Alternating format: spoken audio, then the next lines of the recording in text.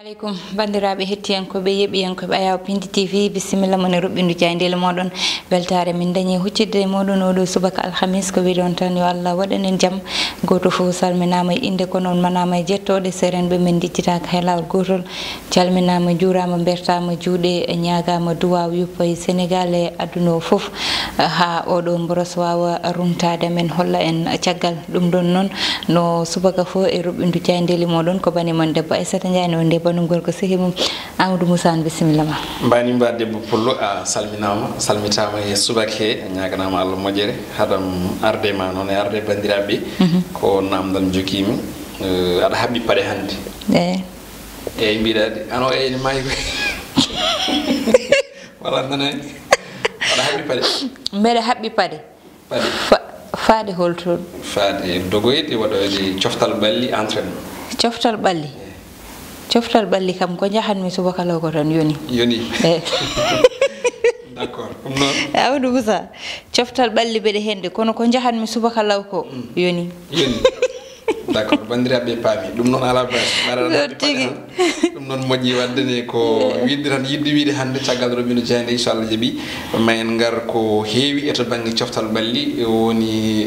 ha joni ko noddirten gueɗe rendo ko hen ɓurten artude wonande yimɓe sport ɓe gartanen ɓe hen no fewi tawno ko ñalawma hande ñalawmaji décisif tigui ene goodi e nder duundi Europe kono kadi ɗo e Afrique kono ɗum Aissata ko salmitade no fewi e salminde bandiraɓe yettude Allah kay jarnudeɓe no fewi honno kala subaka no ɓe jogori hattan e pellitare mbawka huccidde meɗen ko ngal coftal kadi enen joguiɗen gam huccidde mabɓe habrudeɓe holko jayandeji leydi Sénégal péniri won bandiraɗo goto namdi wi onon kam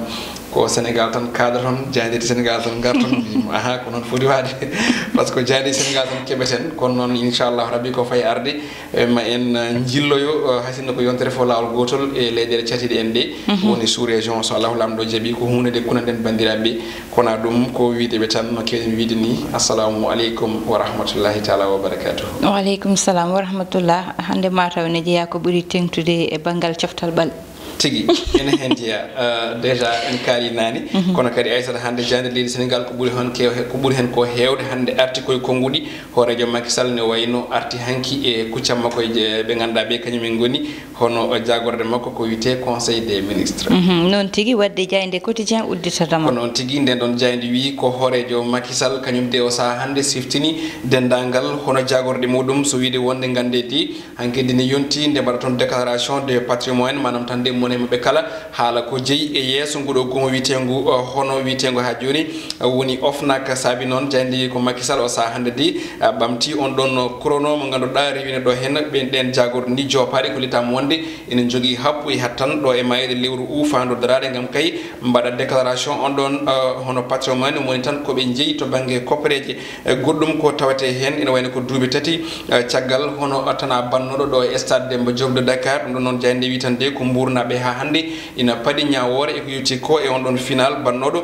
hakkude mabɓe e Ouakam naaɓe ha yimɓe jeetato kawri hen ladial 400 e capanɗe jeeɗiɗi e jeeɗiɗo ene wayno mbarmi hen barmande cattuɗe jeyde enquête nden ɗon jayde arti koko yewti ko e konnguli hoorejo Macky Sall caggal publication rapport mo ganduɗa o ko IGE jayde witande ko Macky Sall mettini ɗum noon woni ko bindi e ɗiɗo bindi ɗi ganduɗa ɗi ko mawɗi ɗum ɗon noon ndi witan hanki e yesso jagorɗe ɗe hoorejo Macky Sall Allah e muɗum ha joni mettinde tappi laabi kewɗi kelle e tabal ngal ɗon so wiide wonde de onon jagorde de oɗon jogui balɗe hono 45 woni lewre balɗe 15 gam kay mone mon kala ha joni déclara ko jeeyi e ko jogui to banggue koppareje hoorejo Macky Sall noon erima kay ha joni nde hunde to banggue financement ko yuti ha joni e ɗum ɗon yañete no fewi ko wayno hono FONGIP e FONSIS wondude e BN2 kam ELADER e TPE ɗum ɗon kadi hoorejo maw leydi o sa hande yidde muɗum kadi ko haɓade wargoji sukaɓeɓe ha tengti noon yittude sukaɓeɓe kadi e dow boli lamorgo ngo hono Dakar goɗɗum ko tawete hen ko hitande caggal nde o yalti aduna kanko mo ganduɗa ko Ousmane Tanor Dieng ɓe ganduɗa noon ko yimɓe makko wonɓe landa socialiste mawnimo hanki tawi noon ina hen mo ganduɗa ko Abdoulaye Wilane jayde las ko addi las e subaka hande o ko déclaration mo ganda ko patrimoine dum non ko hadima yirde ndudo hono lewru ton do ndu woni o hitande 2020 Macky Sall no jayde wiri darnide hono don ultimatum fewde kay e lamu mudum woni tan o hokkibe happu mo ganda o ko mayede lewru u fandu darade so wiide tan de mone mabbe kala ina jogi hattan walla mbiyen ko alay sago hala tigi ko jogi e koppereje mbele kay leedi ndi ina yara yeso fuftan non o fawi ko cagande cimtol ISE ko lirgol wonde golle kewde e jagorde de hani société di rewani e lawol sabi non hore leedi ndi hanki no jande wiri ko yeso nibbo kono kadi e décision ngaji ferme di jetti hanki e yeso jagorde makko de kala guddum ko tawte hen ko laygol mboros coronavirus mber maire mo Richard Toll Amadou Mam Diop kanyum de wada testé positive no jande wiri kono kadi goddum ne tawe hen ko dirten gol JOJ woni Jeux olympiques de la jeunesse kanodo wade do e Dakar ko hitani ujunnaji de nokasi didi wonno 2022 dirtinama haytano ujunnaji de nokasi jegom woni 2026 vox populi ko dawri den don ne article ko yewti ko ha joni e jogogal ko preje leydi men Sénégal kame golle mudum wonande gollore laamude jande wide ko horeje Macky Sall ina wayno de wadi fixé hono ultimatum wonande kebe ganda bi ko jagorde makko woni tandi o nangi happu mayde lewru u mone mabbe kala de yo ya ton wadi ya déclarer wada ya déclaration ganda ko dum woni ko jogi yeso ofnak woni tambibe kalko fate bangi hono labal golle leydi Sénégal dum don non ko hanki tigo haal dum kanko horeje Macky Sall e yeso jagorde makko e on don conseil des ministres mo yubbino ton to galle lamborgo ngo JOJ 2022 Dakar dirtinama hay tan ujunnaji de nogasa jegom woni ko jayde arti odo subaka hande jayde le soleil den don jayde ha joni arti ko yewti ko e ko ngudi horeje leydi ndi hanki e yeso jagorde mudum e on conseil des ministres warti e ko yewti ko e gede jayde yankobe e testuji mudum so wiide wonde de laamu ngu nana hen tigi ngam ha joni hokkude jayde yankobe ko foti ko hebde to bangi gonka mumen kono kadi warti e ko yewti ko e be jiyabe e laamu ngu moni mum kala di hokkama ha mayde lewru u nde kay jarata ton to ofnak kala kay ko yewti ko e jogal mumen to bangi ngalu goddum dum ko laamu leydi Sénégal yiddi mudum ko kay ha joni vertidinde Dakar kala e mbadi kubal sabi non be koliti wonde mabe jaltin ko tolni hectare uji sappo ton to parc forestier mo ganda ina tawe ton to Dakar Yoff ngam lore ledde mbele kay Dakar ina yalta e cadele yoro e wiide e jayde lo soleil jayde l'observateur jayde groupe futur media kanyum ne ari ko yewti ko e ngojaji ganda di ina kay teska do e leydi meden Sénégal dum don nande witande o saha hande ko kawuji grave hay tawi kay be jopaki hono mboros covid 19 be garti ko e gonka e sifa laamu leydi Sénégal be koliti wonde de ko alhaaluji sappo e dildi ganda di hande ina kay kerji no fewi hakkude laamu ngu ha tengti e di lebbinayi batindidi be mbadi non ko natal horejo Macky Sall Abdou Karim Sall jagodo tambide taridi ko non ne kadi e Mansour Faye jagodo tambide bamtare dowri ko non ne kadi mo ganda ko Moustapha Cissé Lo biyoje bonde hani e ko ngudi pilpiltondireje hani e ko takkamo ni kala e bedo be koliti wonde non ko laamu ngudi o sa hande ko pawngal mawgal woni e nder mudum ha sabi non e be ngoni e ka grave guddum ko tawete hen ko gudditgol hono frontière uji dow leydi Sénégal be koliti wonde de ko goto e Airbus uji leydi Sénégal mo A330 neo o sa hande mo Air Sénégal nana debili ton to base militaire mo Portugal foftan non ko ngakkere koppereje e wiide jayde guddum dum non be garti e gudditgol yaha garta laade diwoje to bangi weeyo ton to aybede be garti holko ji sababu de ene wayno lefgol ngol bamtugol hanki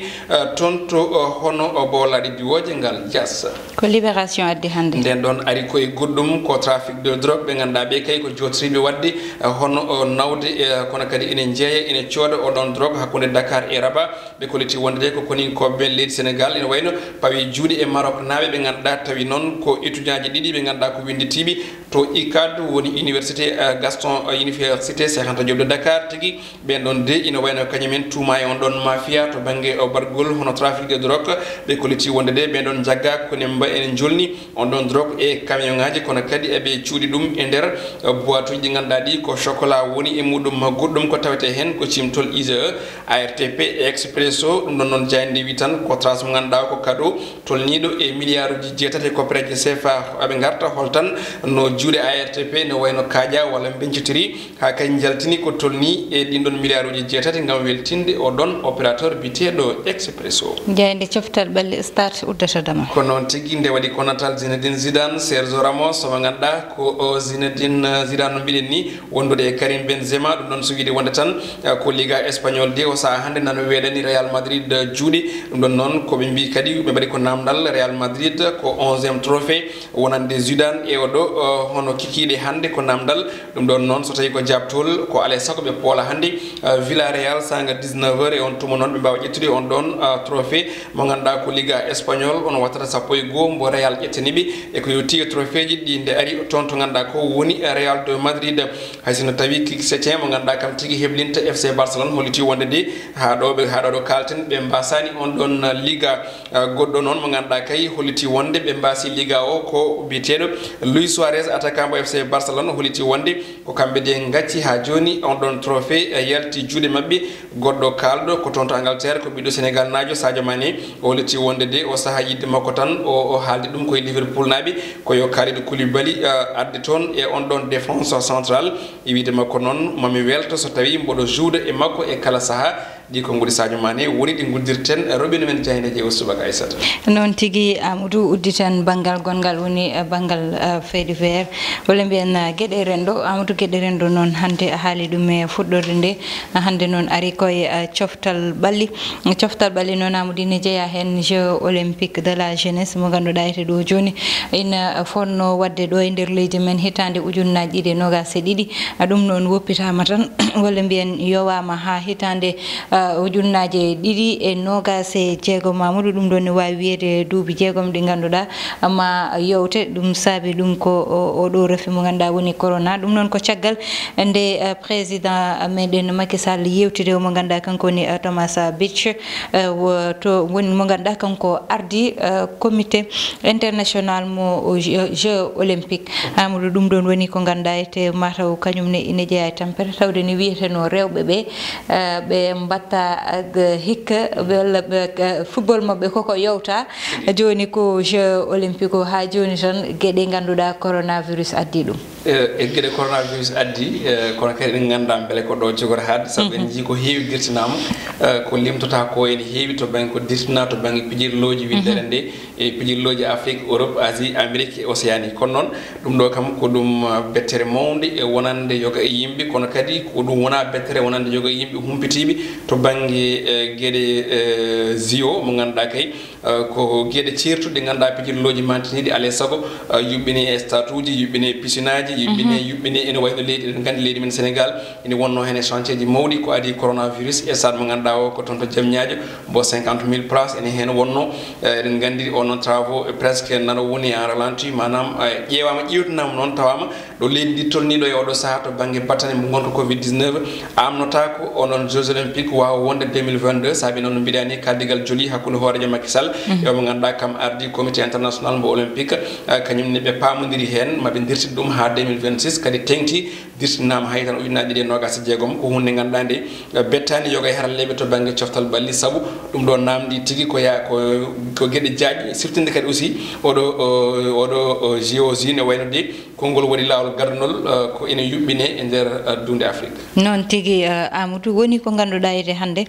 sa ƴeewi to banggal gartam no mbiruɗa ni koko namni moyen ji kewɗi saabu ko heewima fewndete te ene anda ɗo joni aduna o mi wiyata tan Sénégal aduna o ɗo joni koko dicci ɗum ɗon noon woni ko ganduɗa ete ine addi tampere ine addi ko ganduɗa ete woni muuseke e ngal ɗon banggal saabu pour made stade uji Amadou wonko namdi fewndirde piscine aji wonko namdi e goɗɗum ganda ko kopareje podde yaltude te oɗo rafi hande kala ɗo rewi kopareje keddaki ɗon saabu liggeyaji koko darti e ko way noon te Amadou mataw helde ɓuri webde fewndide do joni pour leyɗele ɗe darto kadi ɗum ɗon weɓata mataw e duuɓi jeegom ɗi ma Allah wallu kadi gartam ɗam fo arta ɗo wonno ha ko wayni activité ji fo mbawa ƴeftide ko wonde ganduɗa ene no mbinomi nanni ne won hen ɗaminno ɗum saabu eɗen gandi ko heewi laamu ngu ne waɗi ɓe manam ɓe mbaɗi dépassé ko heewi e ko yetti ko e oɗo mboros coronavirus donc noon alay saago so tawi distinama ɓuuri hen ko hawnade 2026 ne wayno hawrata koye président mo ganduɗa ko Macky Sall so tawi Allah waɗi jaam tawatama ɗo to banggue e mandat oɗo mo woni saabu ko mandat makko battidiɗo woni